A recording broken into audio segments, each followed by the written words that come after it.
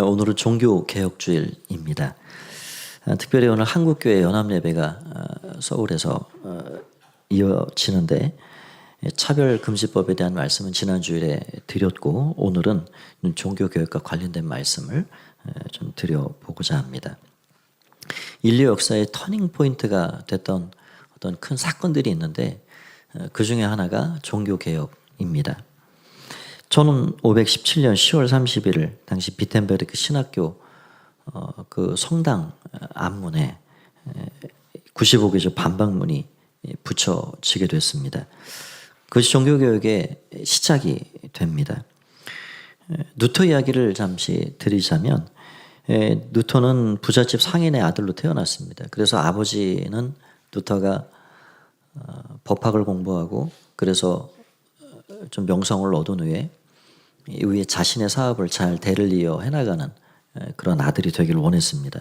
그래서 아버지의 뜻을 따라 법학을 공부하게 됐고, 그런데 어느 날 그에게 그 인생을 완전히 뒤바꿔 놓을 만한 사건 하나가 찾아옵니다. 방학에 돼서 가까운 친구와 함께 기숙사를 생활하다가 집으로 가는 길이었습니다. 그런데 마른 하늘에 갑자기 구름이 몰려오고 소나기가 쏟아지더니 천둥번개 벼락이 치는 것입니다. 그래서 그 비를 피해 가려고 서로 각자 막 뛰어가는데 그 내려치던 그 벼락이 친구에게 떨어진 겁니다. 그 친구가 그 자리에서 즉사했습니다. 20세 초반의 그 젊은 너무 가까이 사랑하고 지냈던 친구가 갑자기 명을 달리하는 그 사건이 누터에게는 큰 충격이 되었습니다. 너무 허무했고 이 세상이 이런 것인가, 또 사람의 생명이란 이런 것인가. 거기에서 친구는 죽고 자기는 살아남은 이 큰 사건을 만난 누터는 이 허무한 인간의 생명이라는 게 도대체 무엇인가, 그 깊은 고민 가운데 영원이라는 그 삶을 살아가야 되겠다. 영혼을 추구하고 도모해야 되겠다. 그런 결심을 하게 됩니다. 그 뒤로 법학 공부를 그만두고 신학을 공부하기 시작했고, 그렇게 해서 일정의 소정의 과정을 마친 후에 가톨릭 사제 신부가 됐습니다. 그렇게 해서 젊고 유능한 이 사람들이 주목할 만한 이 신부가 된 이 루터, 로마 교양청에서 초청을 받아 그것을 방문하게 됐는데, 로마 교양청에 그 성당에 올라가는 수십 개의 계단이 있었습니다. 당시 많은 사람들은 그 계단을 무릎으로 기어 올라갔답니다. 그 이유가 무엇이냐? 가톨릭 신학에 있는 아주 중요한 핵심 교리 중에 하나는 연옥에 관한 교리입니다. 사람이 죽으면 그 영혼이 바로 지옥이냐 천국이냐 직행하는 것이 아니라 연옥이라는 중간 단계에 머물러 기다렸다가 그 사람의 영혼이 지옥을 갈 수도 있고 천국을 갈 수도 있는데 그 몫이 누구에게 있느냐? 이 땅에 살아있는 사람들, 산자들의 몫이 됩니다. 산자들이 어떻게 기도하고 믿음으로 그들을 위해서 공적을 쌓고 선행을 해나가는지, 그거에 의해서 연옥에 있던 그 영혼이 천국으로 올라갈 수가 있다는 겁니다. 그래서 죽은 자를 위해 기도하지요. 우리는 그렇게 하지 않지만 가톨릭 신자들은 죽은 자의 기도가 있습니다. 누터도 그 종교적인 열망이 얼마나 컸는지 너무 진심으로 그렇게 무릎으로 그 계단을 오르기 시작했습니다. 살갗이 벗겨지고 피가 나고 무릎이 붓고, 그래도 누군가의 영혼을 천국 보낼 수 있다면 이 고통쯤이야 하면서 그 계단을 올라간 거죠. 그런데 훗날 그의 고백들을 이렇게 보면 나에게 아버지가 살아있는 게 참 안타깝다. 왜냐하면 누터는 그 고행의 진심이었거든요. 그래서 그 누구보다도 열심으로 그런 일을 해나간 겁니다. 그러니까 고행으로 자기 노력으로 어떠한 공적을 쌓는 일에는 둘째가라면 서러울 사람인 거예요. 아버지가 죽어서 지금 연옥에 있어야 내가 이렇게 힘쓰고 애쓰는 이 일이 아버지 영혼을 천국에 보내는 일이 될 텐데 아버지가 살아계시니 안타깝구나. 그래서 루터가 생각한 게 이미 돌아가신 할아버지 영혼을 생각하고 그 계단을 기어 올라갔다는 겁니다. 그리고 마지막 계단까지 올라갔습니다. 정상에 올라갔죠. 그랬는데 거기에서 성취감, 안도감, 할아버지 영혼이 이제 내 이 공적을 통해서 천국에 가셨겠다라는 감사한 마음, 그런 것이 들어온 것이 아니라 회의감, 허무함, 이런 것들이 밀려 들어왔습니다. 과연 이것을 통해서, 이러한 일을 통해서 한 사람의 영혼이 구원받을 수 있을까라는 거에 대한 회의가 찾아온 거예요. 그러면서 문득 떠오르는 하나님의 말씀들이 있었습니다. 하박국서에 나오는 오직 의인은 믿음으로 말미암아 살리라. 노머서의 말씀은 복음에는 하나님의 의가 나타나서 믿음에서 믿음에 이르게 하나니, 그런 말씀들이 떠오르면서 한 사람의 영혼이 구원받는 것이 내 무릎팍이 깨지고 피가 나고 이렇게 고생해서 구원받는 것은 아니구나 하는 사실을 거기서 생각을 하기 시작한 겁니다. 그 즈음에 당시 루터를 아주 좋게 보고 있었던 비텐베르크 신학교의 교수님 한 분이 루터를 추천해서 그 비텐베르크 신학교의 설교학 교수로 재직할 수 있도록 자리를 마련했습니다. 교수가 됐으니 이제 설교학을 담당하니 성경을 볼 수밖에 없잖아요. 그래서 시편, 갈라디아서, 로마서 이런 말씀들을 열심히 들여다보고 연구하고 그렇게 해서 학생들을 가르쳐 가는데 거기에서 눈이 떠지게 된 것입니다. 그 전까지는 가톨릭 신학과 교리와 전통이 전부인 줄 알았습니다. 거기에 감히 아니라고, 노라고, 이건 아니라고 말할 용기가 없었습니다. 그런데 아무리 들여다보고 또 들여다봐도 오류투성이가 거기 많이 존재한다는 걸 알게 된 겁니다. 여러분, 하나님의 말씀을 가까이서 보고 읽고 그것을 마음에 새기면 어두운 것이 밝아지고 우둔한 것이 지혜롭게 되고 죽은 것은 살아나고 하나님의 말씀이 우리 인생을 그렇게 변화시키는 줄 믿습니다. 눈이 떠지는 거예요. 인지가, 지각이 열리게 된 것입니다. 그래서 시편 119편 105절에는 이런 말씀을 하고 있지요. 주의 말씀은 내 발의 등이요 내 길의 빛이십니다. 모든 어두운 것이 열리게 되는 거예요.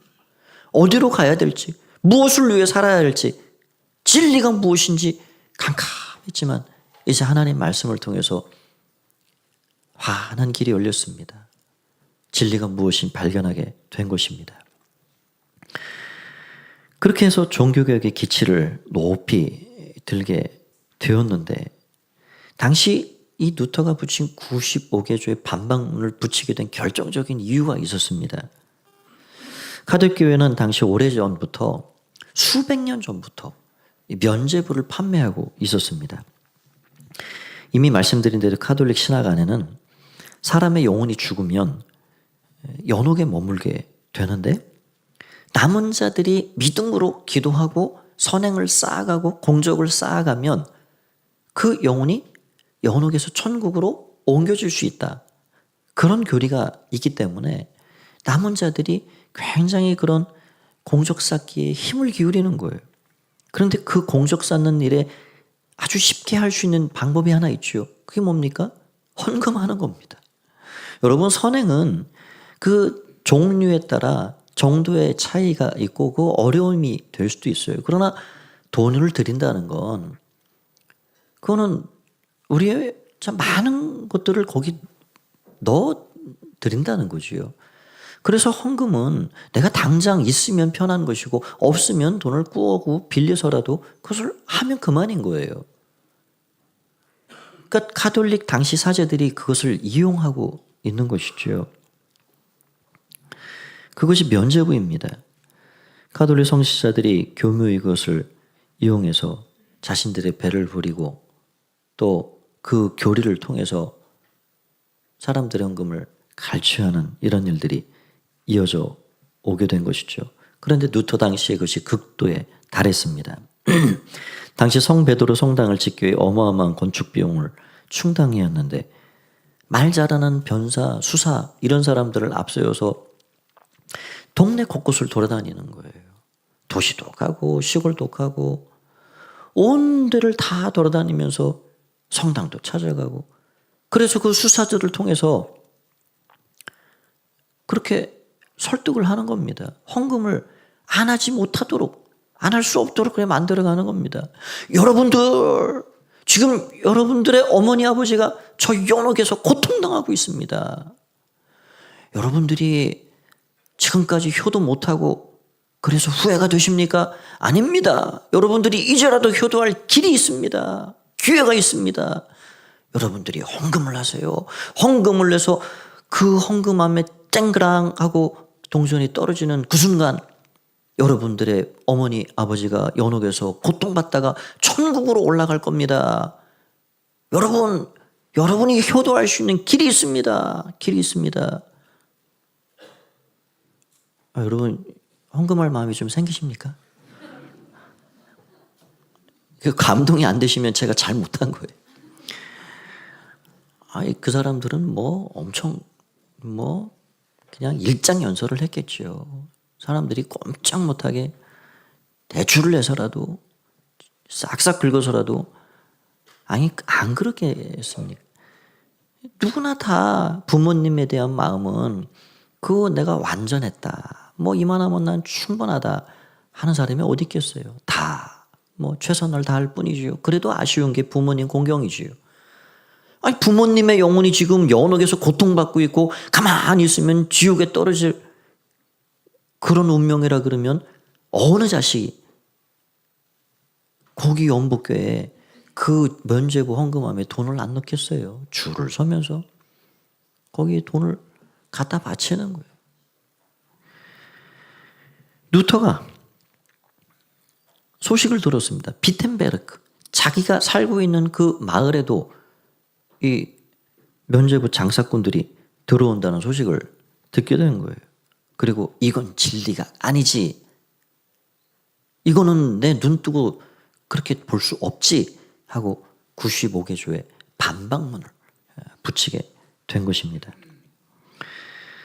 지금 우리가 성혁명이라 부르는 이 하나님의 창조의 근본 질서를 파괴하려는 이 차별금지법에 맞서서 하나님의 말씀 진리를 지켜가라고 애를 쓰고 있습니다.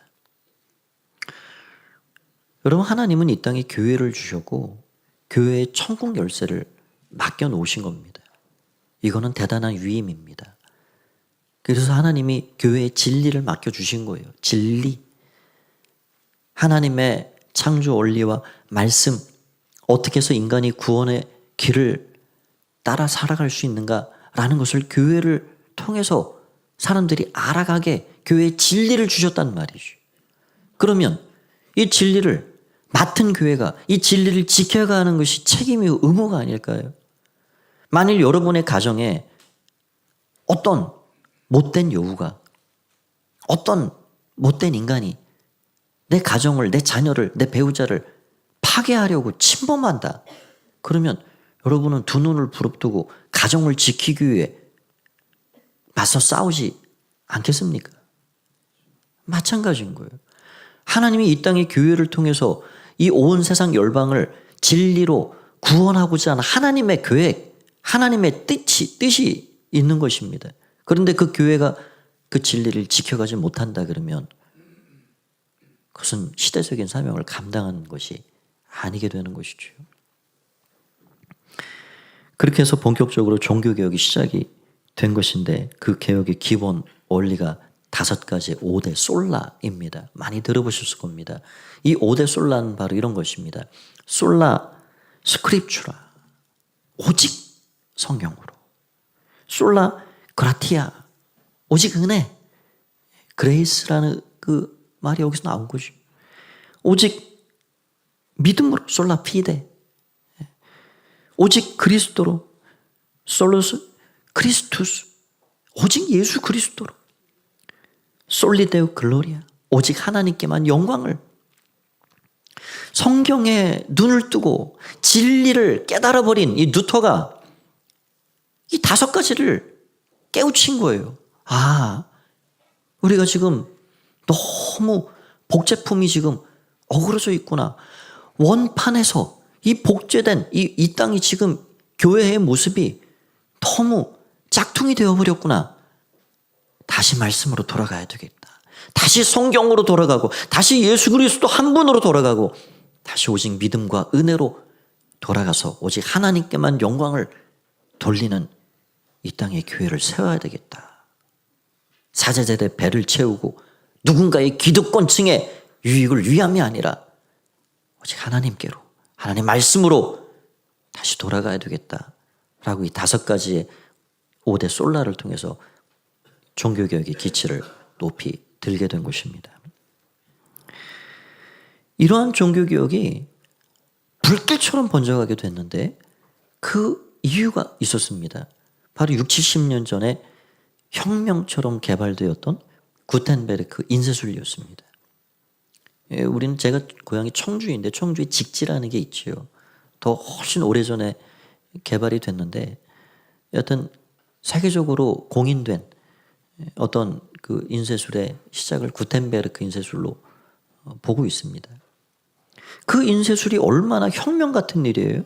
여러분 그 전까지는 참 어떻게 필기해가지고 두루마리 그 책 한 권이 그냥 하나름 한 짐입니다. 그런데 그거는 활자 인쇄를 해가지고 착착착착 찍어내니까 대량 인쇄가 돼요.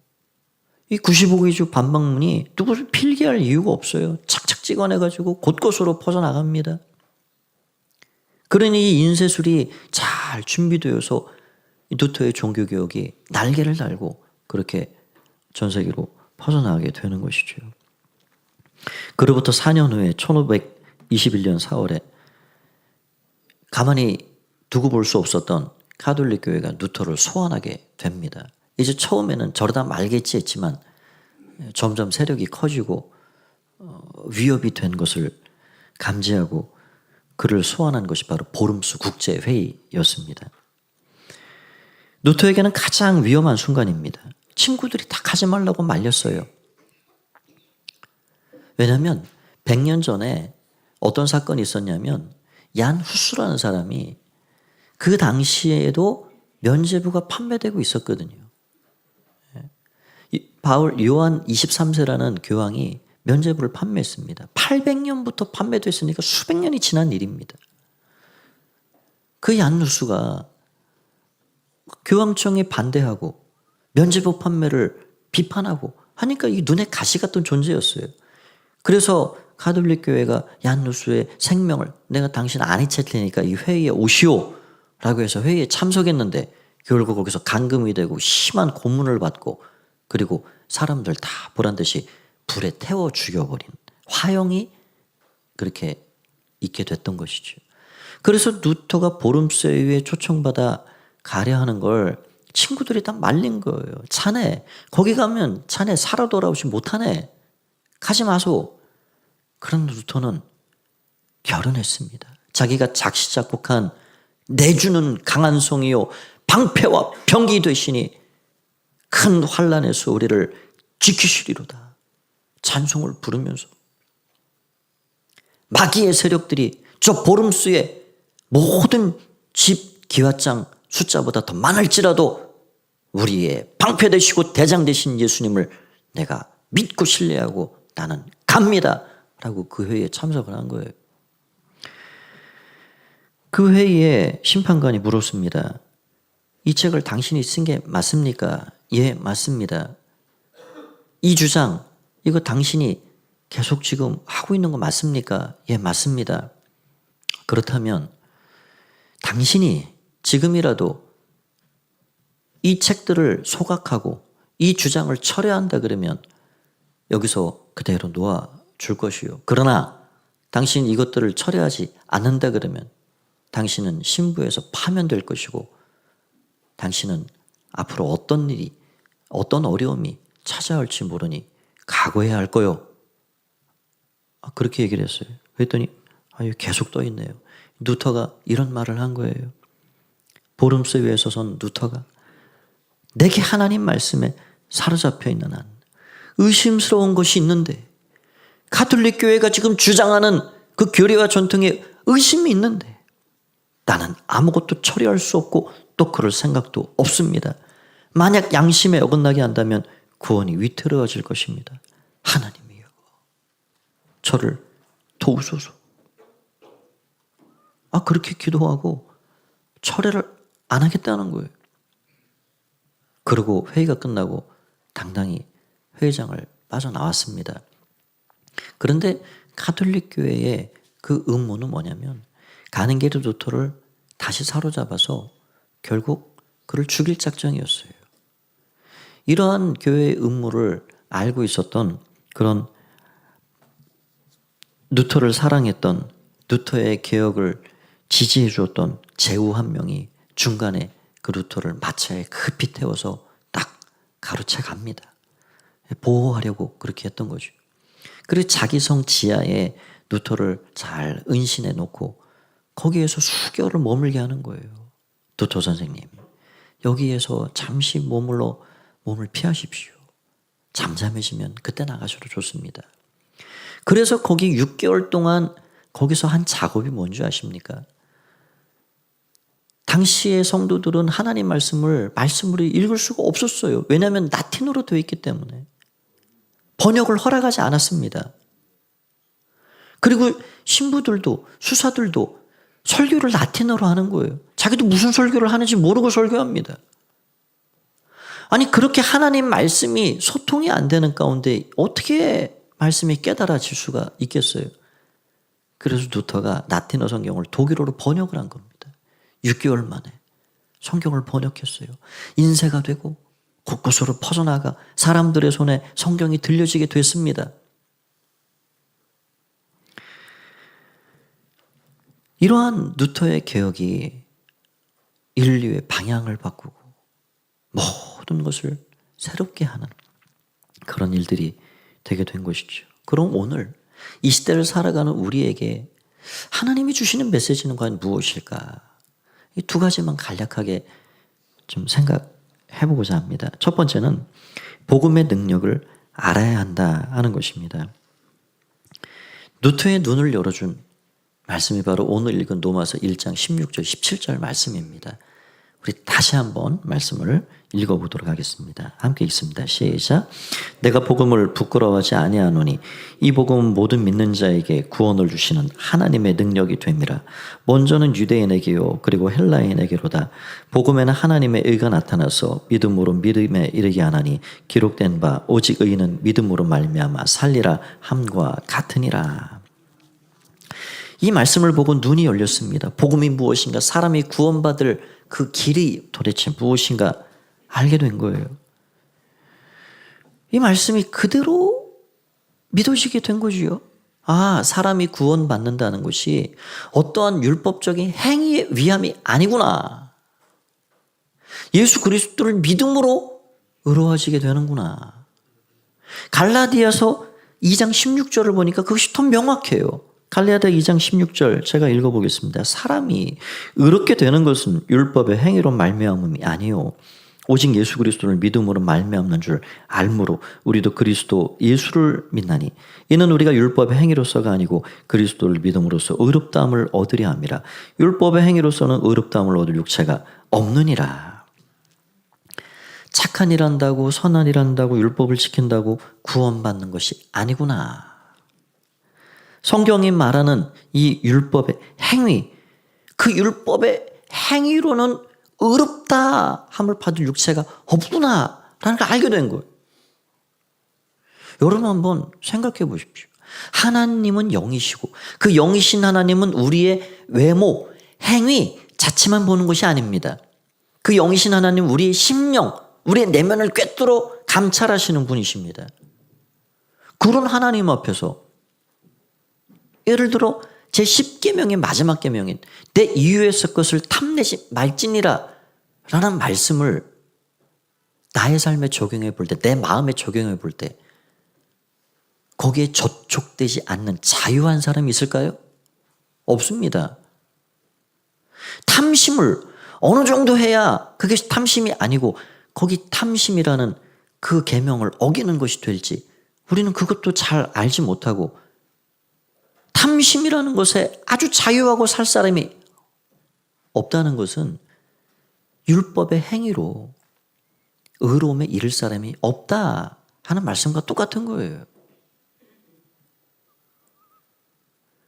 여러분, 그러니까 사람이 의롭게 되는 것이 이게 무슨 착한 일, 선한 일, 율법을 지키는 일을 통해서 되는 게 아니구나. 우리의 근본을 들여다보니 이 끊임없이 솟아나오는 샘물과 같은 이 육신의 죄악, 안목의 정욕, 육체의 자랑, 이런 것으로는 어떤 고행을 통해서 그것을 짓누른다든지 멀리 연단해서 훈련을 받아가지고 이게 가능한 일이 아니구나. 사람이 의로워지는 것은 우리 인간의 모습을 가지고 내 죄를 다 대신해서 고난당하시고 십자가 지신 그분의 죽으심과 죄 없이 죽으셨기 때문에 죽음을 깨뜨리시고 다시 살아나신 그 부활 때문에, 예수 그리스도의 그 공적과 그 은혜 때문에 가능하구나. 그거를 알아버린 거예요. 오직 예수 그리스도를 통해서 의롭다함을 받게 되는 줄 믿습니다. 우리의 공적, 선행, 그런 것이 아니에요. 또 에베소서 2장 8절 말씀을 보면 그렇게 말씀합니다. 너희는 그 은혜에 위하여 믿음으로 말미암아 구원을 받았으니 이것은 너희에게서 난 것이 아니요 하나님의 선물이라. 구원받음이 하나님의 선물이구나. 또마서 10장 10절 말씀, 사람이 마음으로 믿어 의에 이르고 입으로 시인하여 구원에 이르느니라. 그러니까 이 복음이 무엇인지를 깨닫게 되면 눈이 열리고, 거기에 예수 그리스도를 믿는 믿음 외에 플러스 알파가 필요한 것이 아니구나. 오직 예수 그리스도를 마음에 영접하고 모시는 일을 통해서 선물로 주어지는 것이구나 하는 걸 알게 됩니다. 여러분, 간혹 종교 다원주의를 주창하는 사람들이 그런 말을 하죠. 산꼭대기에 올라가는 길이 한 길만 있습니까? 한 길만. 왜 당신들은 교회는 예수만 믿어야 구원받는다고 자꾸 그러냐고. 그렇죠. 우리 무악산에 올라가려면 여러 길이 있잖아요. 내서에서도 가고 서원계곡에서도 가고 만날제에서도 가고. 이런 그 논리 자체가 이게 오류예요. 오류. 왜 그러냐. 우리가 산이라는 곳은 내 발로 어디든 올라갈 수 있지요. 그런데 그 구원이라는 꼭대기, 하나님이 계신 그 꼭대기, 산 꼭대기 그 자리는 이리도 저리로도 어느 곳으로도 인간은 자기의 의로움과 자기의 공적 가지고 올라갈 수가 없습니다. 아예 산에 올라갈 수가 없는 존재라고요. 그래서 우리를 업고 올라가시는 누구를 의지해야 됩니까? 예수 그리스도를 우리가 그분의 등에 올라타고 그분이 올라가시는 그 걸음에 동참해서 가는 거예요. 내 걸음으로 내 힘으로 가는 게 아니란 말이죠. 예수님이 그래서 우리에게 생명을 주시고 구원에 이르게 하는 유일한 길이요 진리요 생명이 되는 것입니다. 이건 내 힘으로 어디로 올라가든 갈 수가 없어요. 예수님 업고 가는 거예요. 우리를 업어주셔 가는 거예요. 그래서 이 복음이 오늘 우리에게 주시는 그 능력이 무엇이냐. 간략하게 네 가지를 좀 살펴보면 첫 번째는 믿는 이에게 구원을 주시는 능력입니다. 오늘 16절 말씀에 이 복음은 모든 믿는 자에게 구원을 주시는 하나님의 능력이 됨이라. 그래서 솔라 크리스토스, 오직 예수 그리스도를 통해서 구원에 이를 수 있다.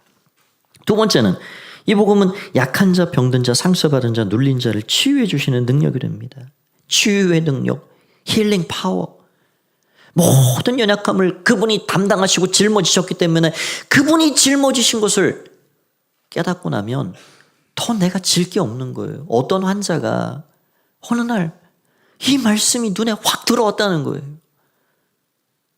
그가 찔림으로, 그가 상함으로, 그가 우리의 육체의 연약함, 마음의 연약함, 인생의 연약함을 다 짊어지셨는데 왜 그분이 짊어지신 것을 내가 또 낑낑거리고 짊어질 이유가 있는가? 나는 질 게 없구나. 주님이 다 져주셨구나. 거기에서 자유를 얻게 된 거예요. 거기에서 치유가 일어났어요. 여러분, 수고하고 무거운 짐진 자를 다 주님이 오라 그러시니 왜 내가 지고 갈 이유가 있습니까? 다 맡기고 다 데리고 가는 겁니다. 다 맡기고 무거운 짐 주님께 맡기고 자유를 누리시고 살아가는 여러분 되시기 바랍니다. 그게 은혜입니다. 그게 복음의 능력입니다. 세 번째는 낙심한 자, 절망한 자, 그들에게 용기를 주고 희망과 꿈을 주는 것이 복음의 능력입니다. 요즘 얼마나 많은 사람들이 우울함에 빠지고 낙심하고 각종 공황장애에 시달리고 심장이 쪼여. 복음의 능력은 이 모든 것들을 다 회복시켜 주시는 거예요. 희망을 주고 꿈을 주고 다시 일어서게 하는 것, 바로 예수 그리스도 그분께 있는 것입니다. 네 번째는 역사를 새롭게 하는 것입니다. 하나님이 기뻐하시는 역사를 만들어가게 합니다. 뉴턴은 이 복음의 능력을 알고 잘못된 전통과 인본주의적인 것들과 맞섰습니다. 그래서 새로운 역사가 쓰여졌어요. 인류의 역사가 문화, 정치, 경제, 예술 모든 것들이 새로워졌어요.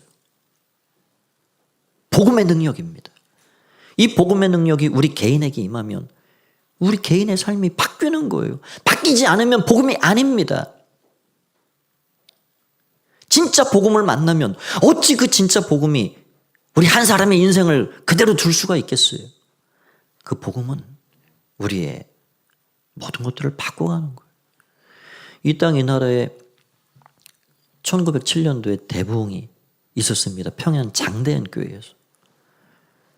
많은 남성교회가 전국에서 연합해서 말씀 사경회를 열었습니다. 길선주 목사님이 밤으로 새벽으로 회개에 대한 말씀, 하나님의 성령에 대한 말씀, 이런 말씀을 아주 열정적으로 전했습니다.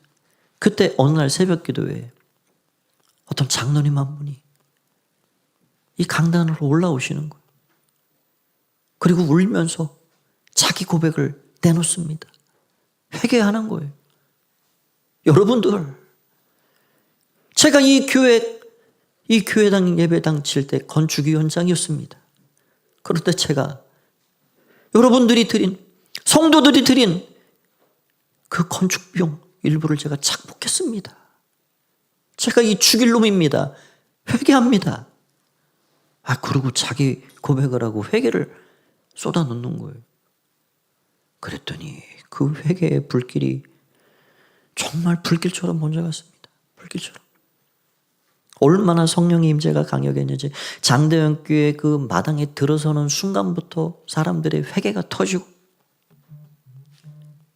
전국적으로 그 장대현 교회에서 시작된 그 회개의 불길이 5년 동안 이어지면서 20만 명의 세례 신자들이 탄생하게 됐다는 거예요. 놀라운 일이지요. 여러분, 복음은 바로 그런 것입니다. 복음이 개인에게 임하면 개인의 인생이 변하고, 복음이 공동체에 임하면 공동체가 바뀌고, 나라의 운명까지라도 새롭게 할 수 있는 것이 복음입니다.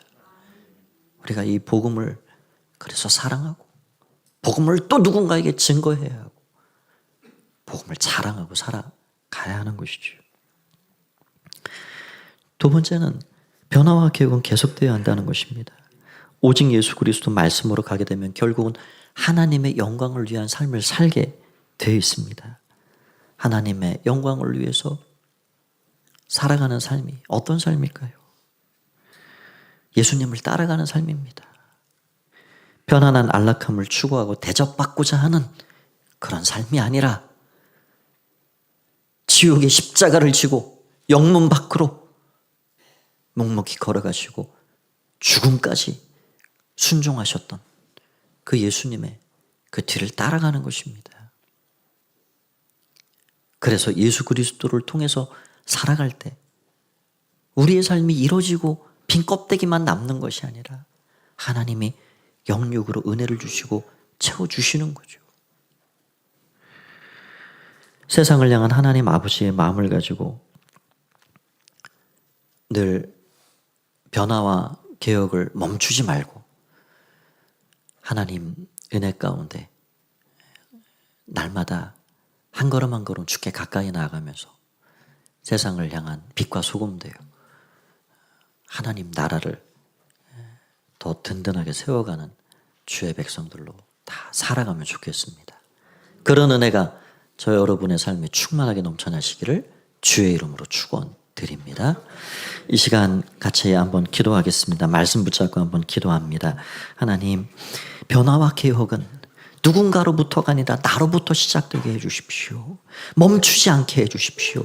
오직 예수 그리스도, 오직 성경, 오직 은혜, 오직 믿음, 오직 하나님의 영광을 위해 살아가는 그런 삶이 내 삶에, 우리 가정에, 우리 교회 가운데 몸된 가정교회 공동체 가운데 있게 하여 주옵소서. 이 나라 이 민족을 불쌍히 여겨주시고 하나님 진리를 잘 지켜가게 해 주옵소서. 한 주간의 삶도 맡겨드리며 우리 통성으로 다 같이 한번 말씀 붙잡고 기도하겠습니다. 함께 기도합니다. 살아계신 주님을 찬양합니다. 오늘 우리를 불러주시니 감사합니다. 주님을 찬양합니다. 주님 감사합니다. 주님 감사합니다. 변화와 개혁이 멈추지 않게 하여 주옵소서. 복음의 능력이 우리 가운데 있습니다. 이 복음은 모든 믿는 자에게 구원을 주시는 하나님의 능력이라 하셨던 것처럼 병든 자, 연약한 자, 낙심한 자, 상처 입은 자 다 주님 치유하시고 소망을 주시고 일으켜 세우시며 꿈과 은혜를 베풀어 주시는 그 하나님의 능력, 복음의 능력을 날마다 맛보고 경험하며 살게 하여 주시옵소서. 역사를 바꾸는 복음의 능력, 우리의 삶을 바꿔주신 그 하나님의 능력을 온전히 힘입어 살게 하여 주시옵소서. 하나님 감사합니다. 하나님 감사합니다. 하나님 감사합니다. 우리 개인의 삶의 목장의 가정의 교회 가운데 하나님의 은혜가 충만케 하시고 날마다 새롭게 되어지고 변화와 개혁을 이뤄나갈 수 있도록 축복하여 주시옵소서. 아버지 감사합니다. 아버지 감사합니다. 예수님의 이름으로 기도하옵나이다. 아멘. 살아계신 주님을 찬양합니다. 주님, 나로부터 회개하게 하시고 나로부터 변화와 개혁을 이루어가게 하시고 우리와 우리 가정, 목장과 교회 변화와 개혁이 멈추지 않고 정말 하나님의 말씀으로 오직 예수 그리스도로 믿음과 은혜로 하나님의 영광을 구하며 나아갈 수 있도록 역사하여 주시옵소서. 한 주간의 삶도 주께서 걸음걸음 이끌어 주시기를 간절히 바라고 소망하올 때 예수님의 이름으로 기도하옵나이다. 아멘. 오늘도 말씀을 주시고 한 주간 동행해 주실 좋으신 하나님께 한번 큰 박수로 영광 올리겠습니다. 다 함께 일어서셔서 앞뒤 좌우 인사 나누겠습니다. 한 주간도 승리하십시오. 주의 은혜가 함께 하시길 바랍니다. 우리 함께 찬양합니다.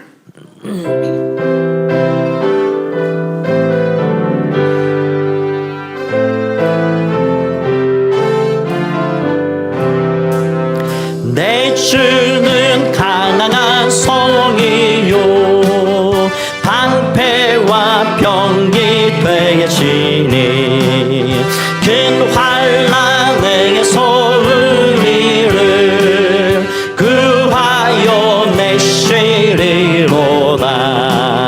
옛 원수 마귀는 이때도 힘을 써 모략과 권세로 무기를 삼으리.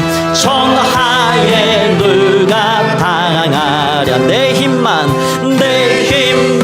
의지할 때는 패할 수밖에 없도다.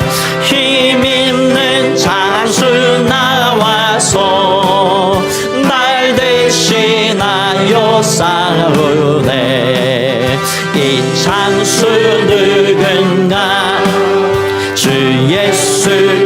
그리스도 만군의 주로다. 당할 자 누구랴. 반드시 이기리. 우리 3절은 박수하며 찬양합시다. 이 땅에 마귀 들끓어 우리를 삼키려 하나. 겁내지 말고 서더라. 진리로 이기리로다. 친척과 재물과 명예와 생명을 다 빼앗긴 대로 진리는 살아서 그 나라 영원하리라.